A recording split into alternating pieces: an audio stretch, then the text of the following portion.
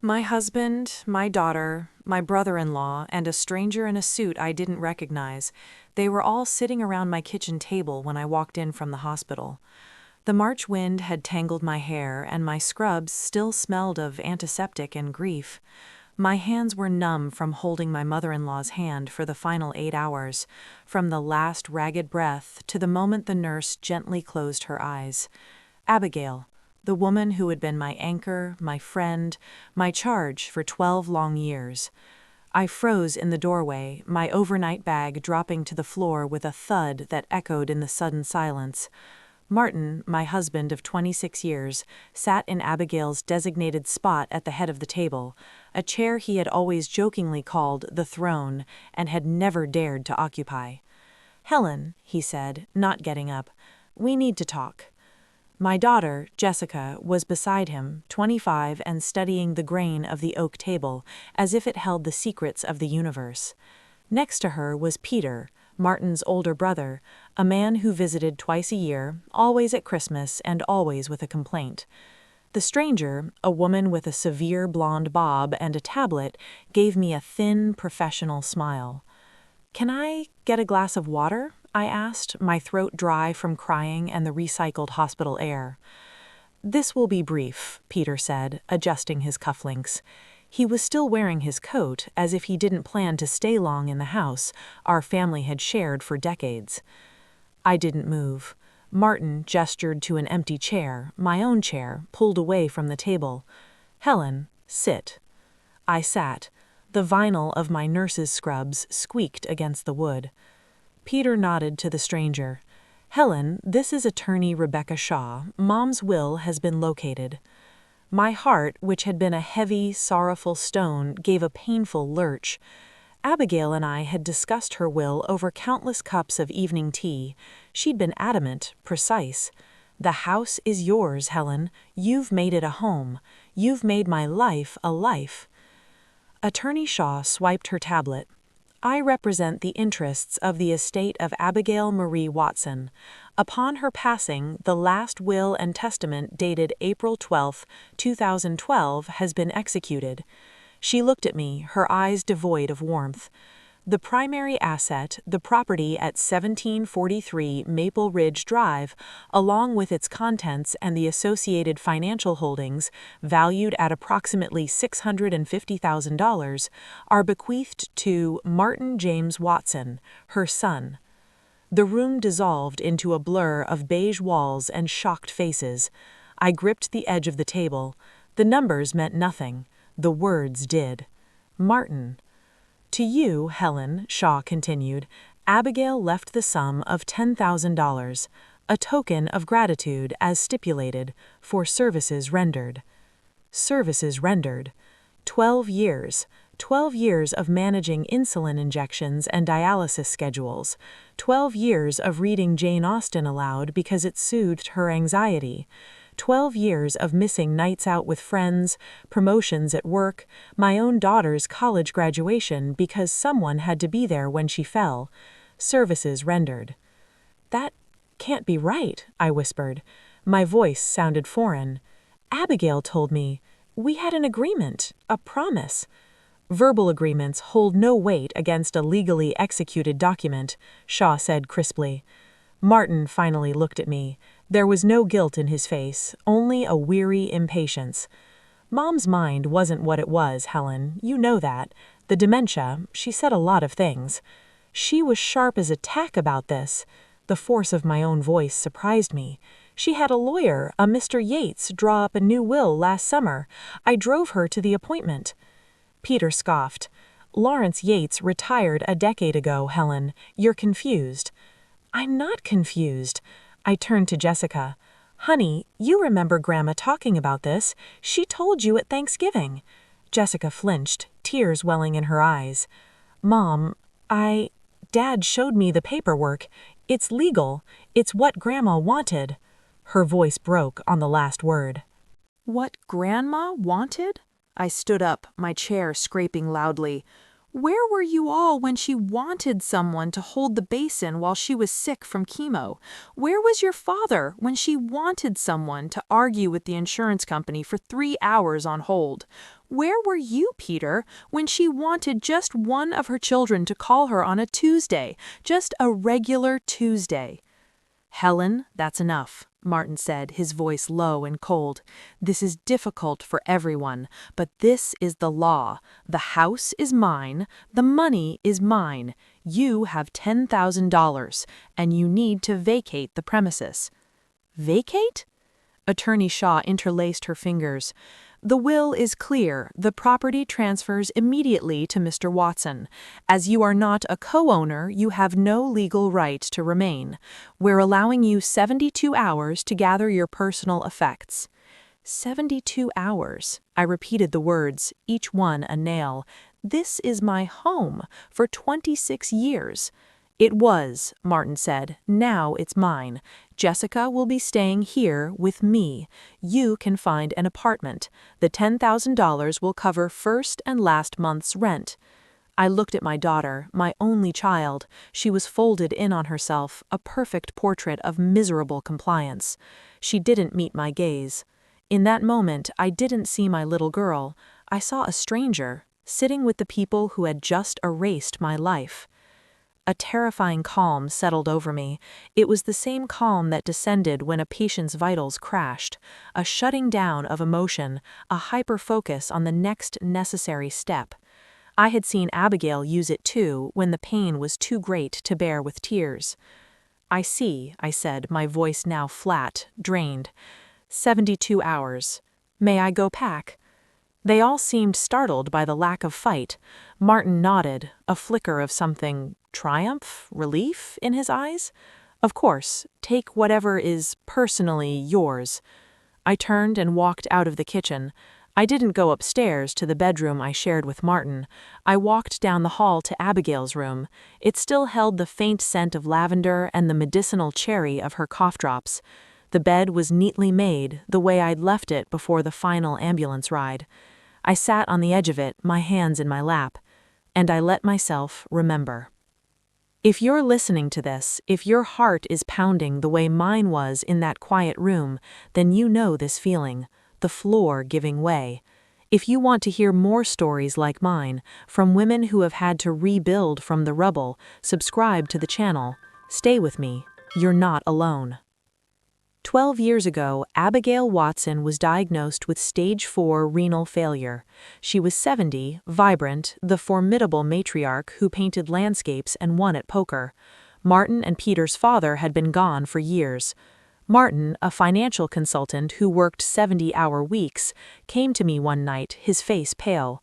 "Honey, Mom can't live alone. Assisted living is a fortune and the good places have waiting lists years long. She doesn't want strangers." I was 44, an oncology nurse with a career I loved, a daughter in middle school. I felt the future shift. "What are you saying, Martin?" "She could live with us. We have the in-law suite downstairs. It's perfect." "And her care?" He took my hands. "You're a nurse, the best. It would be temporary, just until we get her stabilized and on a list." Peter, when we called him, offered to contribute financially, "But my job has me traveling constantly," he said. "I'm just not around. You're the saint, Helen." So Abigail moved in. The temporary arrangement became permanent. My temporary leave of absence from the hospital became a resignation. I became a full-time, unpaid caregiver. At first, Martin was grateful. He'd bring me flowers, thank me for holding the fort. Jessica, 14 and embroiled in her own dramas, would sometimes sit with Abigail and watch old movies. Peter sent a fruit basket at Christmas. But as the years stacked up, Abigail's needs grew more complex. Dialysis 3 times a week, a strict diabetic regimen, mobility issues, then the first signs of cognitive decline. My world shrank to the walls of this house. My friends stopped calling. I always had to cancel. My identity, once firmly Helen the nurse, became Helen the caregiver. Martin's gratitude curdled into expectation. Jessica grew up and moved out, eager for a life less burdened by sickness. Peter's financial contributions dried up, replaced by criticisms about Mom's appearance or the cleanliness of the house when he visited. And through it all, there was Abigail and me. We fought sometimes. She was proud, hated being dependent. I was exhausted, touched out, yearning for a conversation that didn't involve medication or pain levels. But we also found a deep, abiding friendship. She told me stories of her youth, of a love affair with a musician before she married the solid man her parents approved of.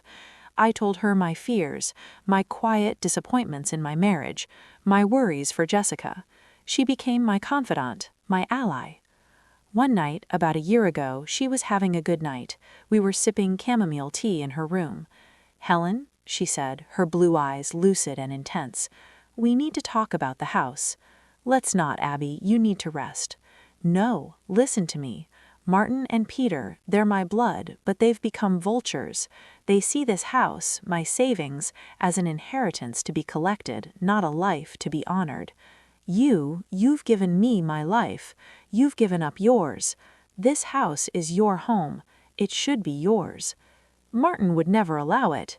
A shrewd, steely look came over her face, one I recognized from her poker tales. "Martin doesn't have to allow anything. It's my house, my will. I'm changing it. I've already made an appointment with a new lawyer, a good one. Lawrence Yates is a friend, but he's old school.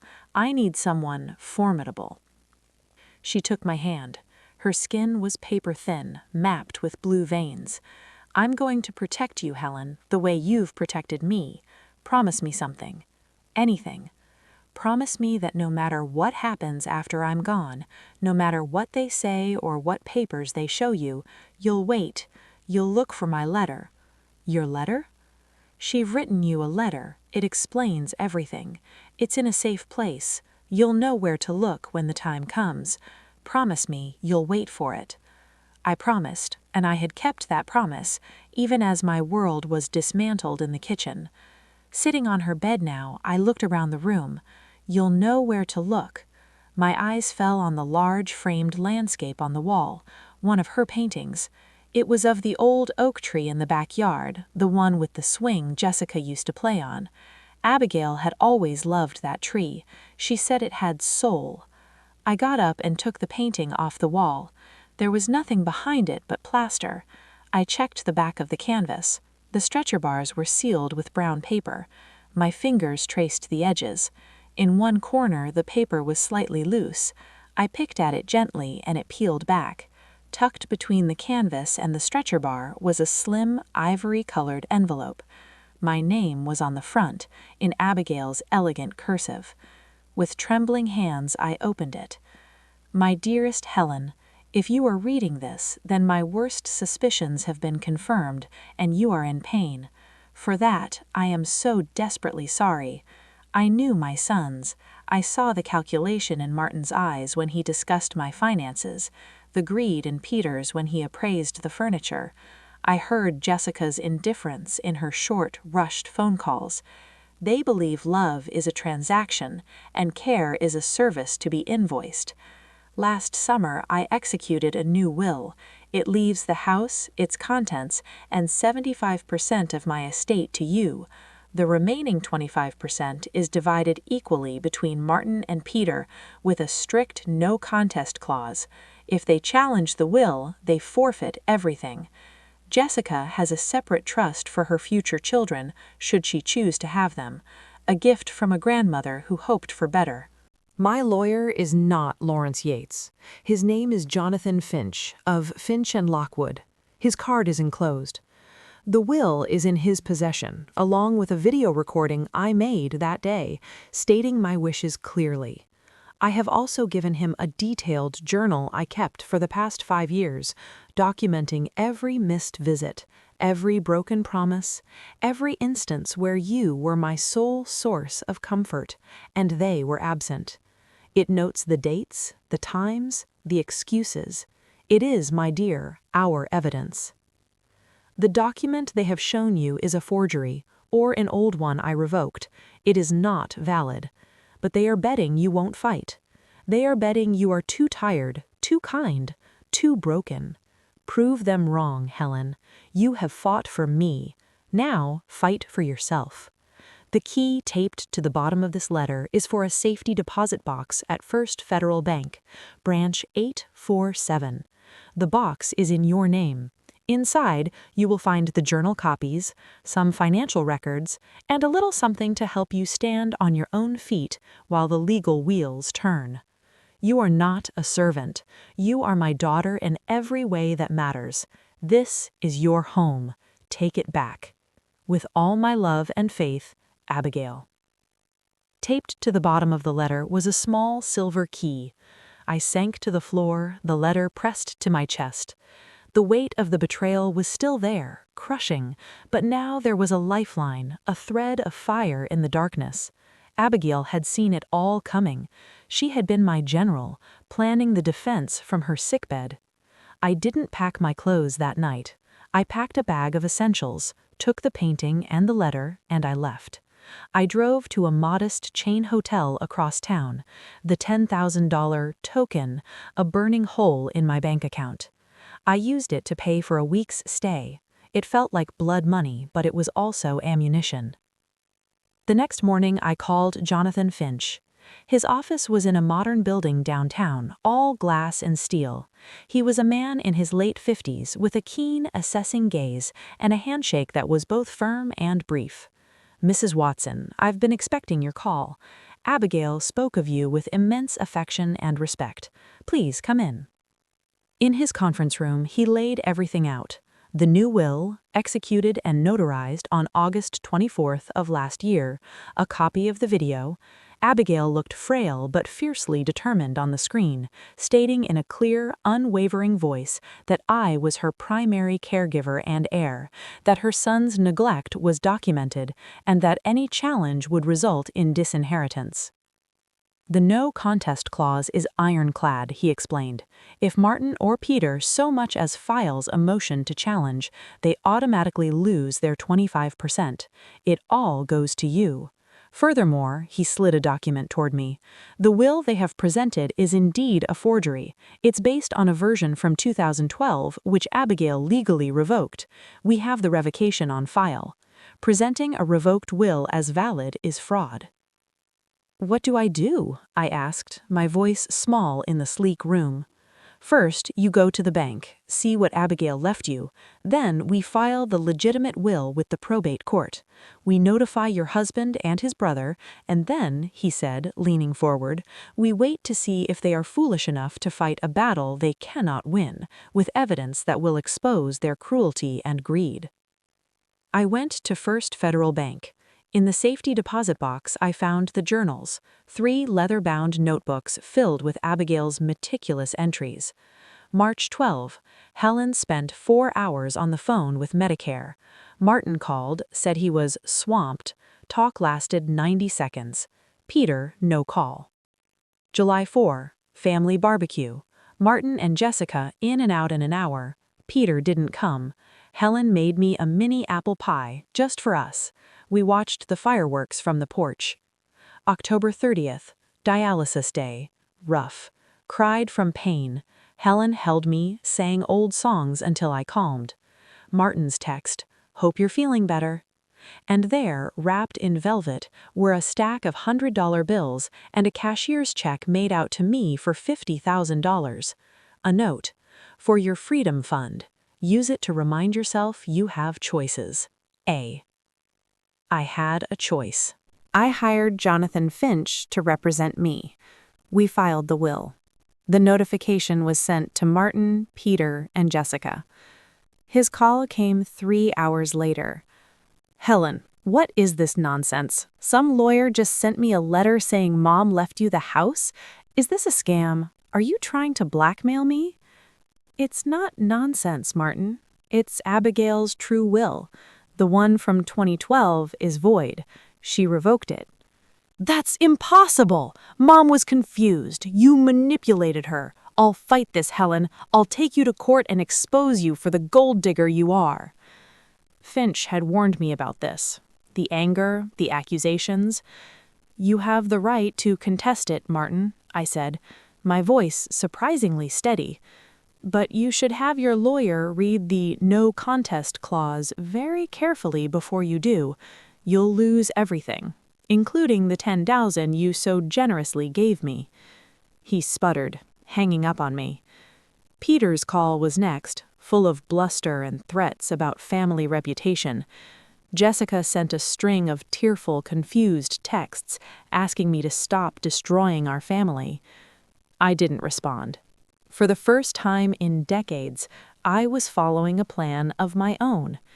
With Abigail's Freedom Fund, I rented a small, sunny apartment. I bought new clothes, things that weren't scrubs or stained sweatpants. I got a library card. I took long walks. I began to remember who Helen was, separate from being a wife, a mother, a caregiver. The 72 hours came and went. I did not vacate. Instead, through Finch, I informed Martin that I was the legal heir, and he was required to vacate my premises.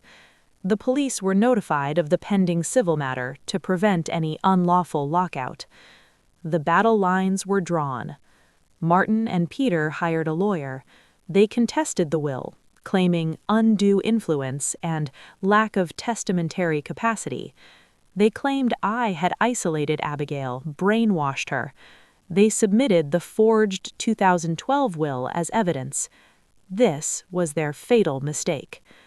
At the preliminary hearing, Jonathan Finch submitted our evidence: the video, the journals, affidavits from Abigail's doctors stating she was of sound mind during the August will signing, and testimony from her hospice nurse about who was present at the end. He also filed a motion for sanctions and to report the submitted 2012 will as a fraudulent document. The judge, a no-nonsense woman with a reputation for having little patience for family greed, reviewed the materials. She scheduled a mediation session, her tone making it clear it was a formality before she likely ruled in my favor. We all gathered in a sterile conference room at the courthouse. Martin looked older, deflated. Peter was puffed up with righteous indignation. Jessica sat in a corner, looking lost. Their lawyer, a man who kept adjusting his tie, opened with a weak offer. I could keep the house if I split the cash assets equitably. Finch didn't let me speak. Your clients are in no position to offer terms. They have submitted a fraudulent document to this court.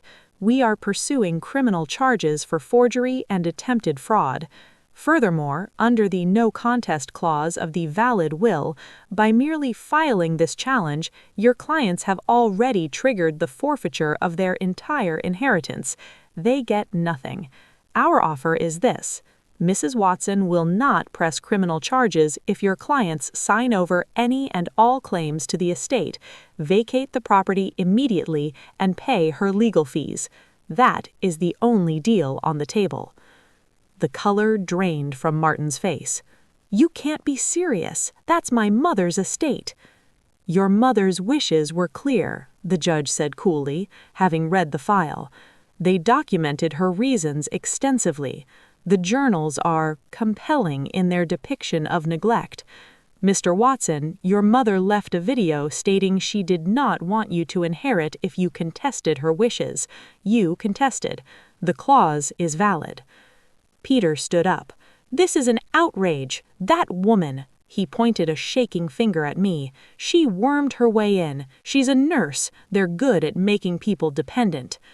The judge's gavel cracked. Sit down, Mr. Watson. One more outburst and I will hold you in contempt. She turned to their lawyer.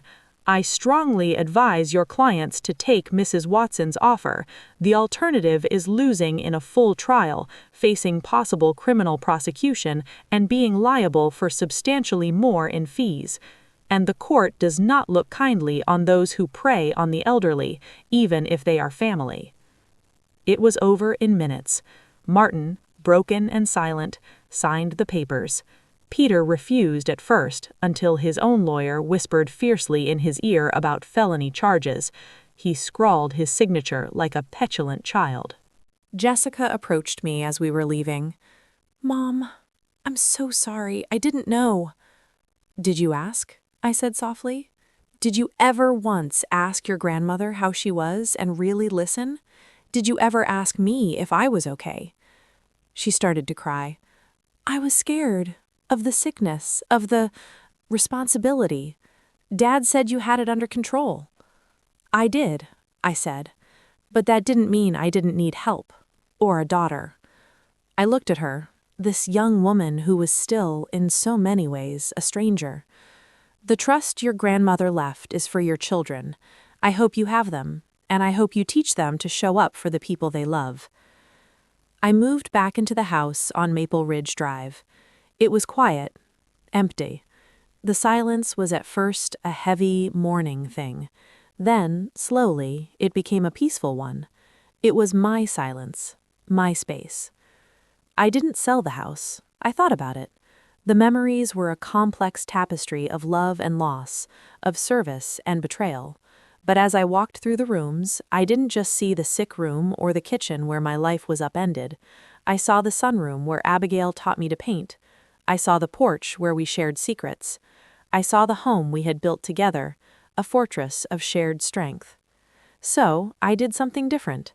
I used a portion of the inheritance to establish Abigail's Respite, a nonprofit that provides free, short-term, in-home care for family caregivers, giving them a break, a night off, a weekend away, the simple gift of uninterrupted sleep. I run it from the sunroom. We train volunteers, partner with local nurses, and we are building a community. No one should have to do what I did, alone. Jessica started volunteering, tentatively at first, then with growing commitment. She answers phones, organizes schedules, listens to the stories of exhausted spouses and children. One day, I found her in Abigail's old room, now our office, crying. "I'm reading Grandma's journals," she said. I didn't know how lonely she was, how much you did. I'm so ashamed." "Shame is a useless emotion," I said, echoing something Abigail once told me. "It keeps you stuck. What matters is what you do now." A year after Abigail's death, on a bright spring morning, Jessica and I planted a lavender garden in the backyard, beneath the old oak tree from the painting. The plants were young, their scent still faint, but they would grow. "She knew, didn't she?" Jessica said, pressing soil around a plant. "Grandma knew exactly what was going to happen." "I suspected the worst in people she loved," I corrected gently, "and she hoped for the best in me. She armed me with the truth." We worked in companionable silence for a while. "Do you think you'll ever talk to Dad again?" Jessica asked, not looking up. I thought of Martin. He was living in a condo, his relationship with Peter reportedly strained. His world had shrunk, its foundations proven false. I felt no hatred, just a vast, quiet distance. "Maybe," I said, "but not today, and not because I have to, only if I ever want to, and I'm still learning what I want." That night, alone in the house that was truly mine, I took Abigail's painting of the oak tree and hung it in the front hallway where I would see it every day. I touched the rough texture of the painted bark, the dappled light she'd captured so perfectly. I wasn't the caregiver anymore. I wasn't the betrayed wife. I was Helen Watson, 56 years old, founder of a growing nonprofit, a woman learning to paint again, a mother tentatively rebuilding a bridge with her daughter. I was the woman Abigail Watson believed I could be, not just strong for others, but finally, fiercely, strong for myself. The lavender will bloom next summer, and the one after that. The oak tree will stand for 100 more years, and in this quiet house with its memories of love and its lessons in loss, I am finally home.